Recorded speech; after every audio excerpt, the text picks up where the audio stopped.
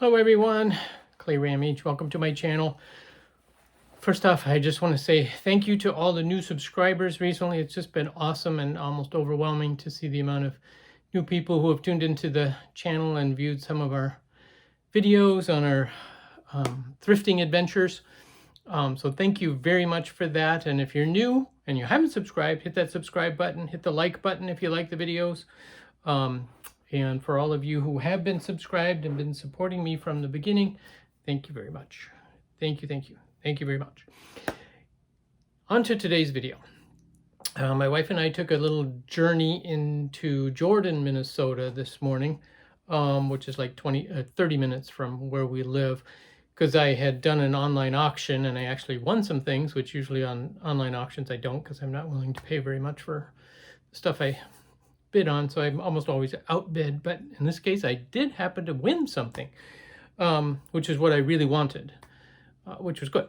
So first I'm going to show you a few garage sale things that we found, because on our way to pick up the auction stuff, we stopped at a garage sale and found some stuff, which was kind of timely that we were able to do that.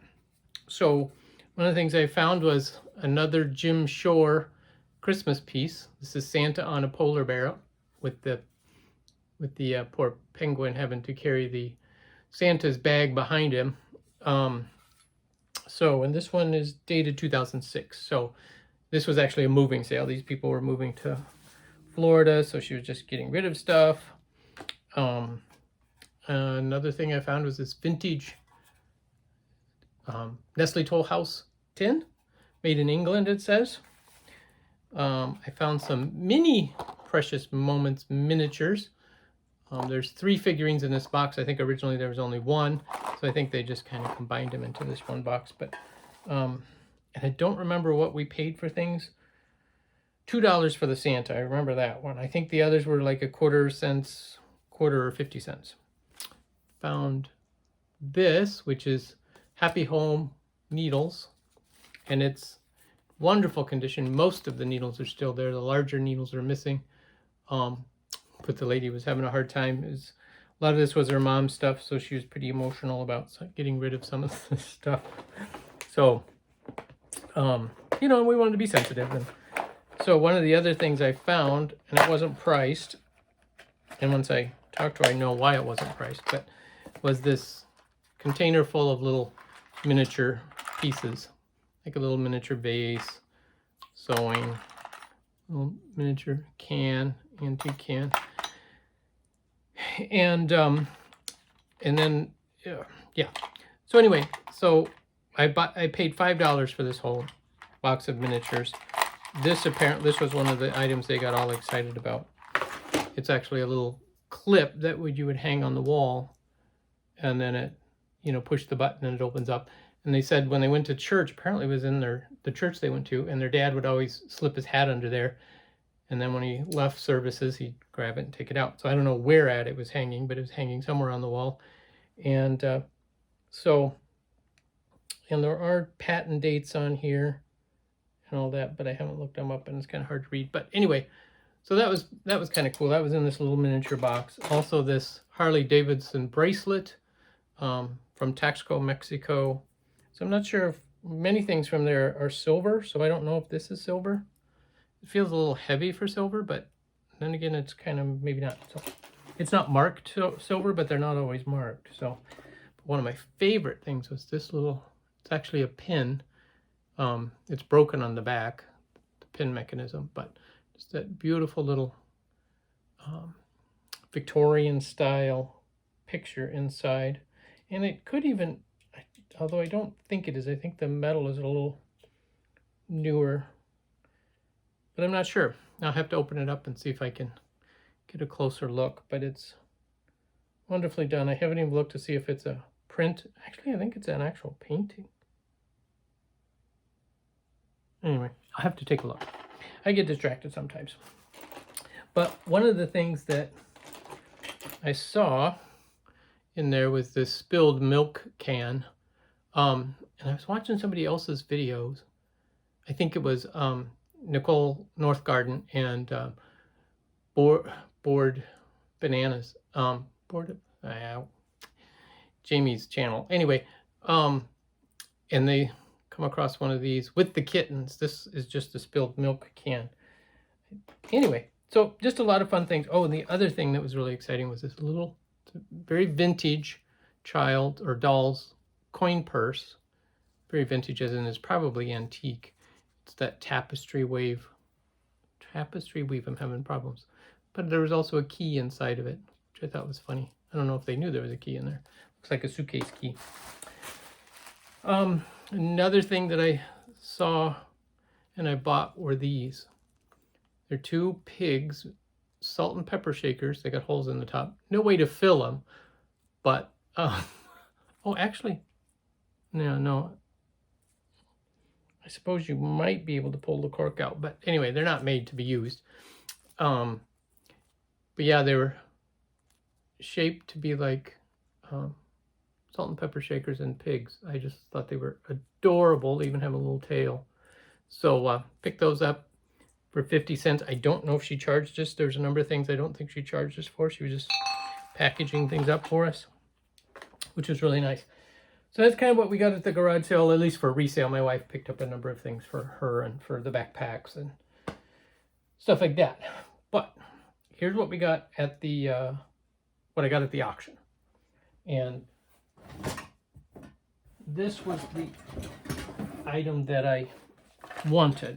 There was a whole lot, of course, if many of you know, and this auctions, they'll lot up a bunch of similar items and sell them as one big lot. Well, that's what they did in this case, and it's this wonderful old Westinghouse porcelain percolator. Still has the original cord, which is actually in amazing shape given the age. This is probably 1915. I think it's actually marked on the bottom. No, it's not. It's another one that's marked. But this is marked Westinghouse automatic percolator with the patent number on here. And 400 watts, wow. Anyway, but I just love the design of the porcelain here. I didn't see any similar to this. It actually looks like the part of it could be silver, as it's very tarnished in the very middle here. So it might polish up really well. But amazingly, there's no chips or cracks on the handle or the spout. And the chrome is just it's dusty, but it's very shiny. So no corrosion there either. So I was excited for that. That's probably, I'm hoping $40 to $50 to get out of that. It's very heavy. But that was the main thing I was going for, and it does have the internal workings for it as well. But these are the other things that were included in the same lot.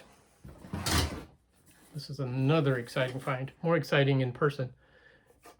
It's a coffee pot, but this one takes kerosene or, you know, some lighter fluid burning with the adjustable wick on it down below, so you can heat or cool it. It too has the internal workings on it. It does have a dent over here, but this one is dated, patent date of 1904, and this is a Manning Bowman, which they're known for their coffee pots back at the turn of the last century. So again, in great shape with the exception of the dent. The metal is in great shape. It just needs to be cleaned. All of these need to be cleaned because they're pretty dusty. I think they were stored in the barn. And then I got one more coffee pot. This one is missing its glass top, but it does have the mechanisms on the inside, and it's missing its cord. This is another electric one. But yeah, just a beautiful design, large coffee pot. This one, I didn't look very hard, but I was unable to find a maker's mark on it. Sometimes it's inside the lid, but I don't see it there either. This one feels like aluminum, which means it probably would have been more 20s to 30s, and especially with being electric, as opposed to like the kerosene one that was earlier when electricity wasn't as readily available. This carafe for serving coffee or hot beverage was also in there. It's silver plated. It's quite tarnished. It was wrapped in plastic, and that's why you get the tarnish and funny patterns. But it is engraved here, and it's NAL, or the initials. Northwest Airlines, maybe? is what I'm thinking it probably is. So I have to look it up. But it's very heavy, very good quality piece. And then this one I'm even more excited about. This is a Stanley carafe. It says a Stanley Ferrostat. It will not break. Isn't that cool? It's got the stopper, and it's very heavy, very heavy. It is silver plated.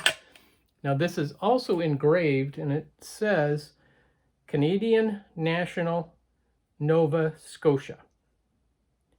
So actually it says Nova Scotian with an N at the end, which I think was interesting. And again, silver plate with some tarnish on it. It was wrapped in plastic as well as the other one. It does have a little ding, hardly noticeable unless you see it from the bottom right there. But yeah, I think these were, I saw one other one that was a restaurant, used at a restaurant, usually a higher end restaurant, because these would have been very expensive when they were new and being bought. So, and the other one I saw, they were saying that was like, 1910 era. It's possible. I'm not so convinced that might be its era. It could be. I don't know. So another thing in the lot was this vintage Christmas light. No bulbs. It's pink, and it is Paramount is the name of the brand on it. It's broken, and it just probably needs to go. It's very dirty and yucky. But anyway, didn't know that was even in there. And then these are the other things. Oops. Hope I don't knock everything down.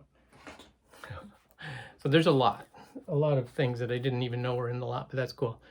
Number one was this booklet, and inside talks about the towers, Gateway Center, Minneapolis. So this is an apartment building in downtown Minneapolis. This is actually dated from 1966. So these were given to the residents. It must have been a promotional thing when they were new, because they list all of these.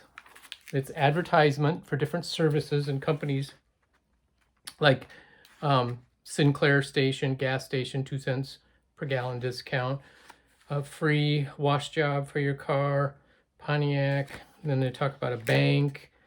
Here's the bank you can go, the beauty salon, all these kind of things. And then they have a whole list of rules and regulations at the bottom for the tenants.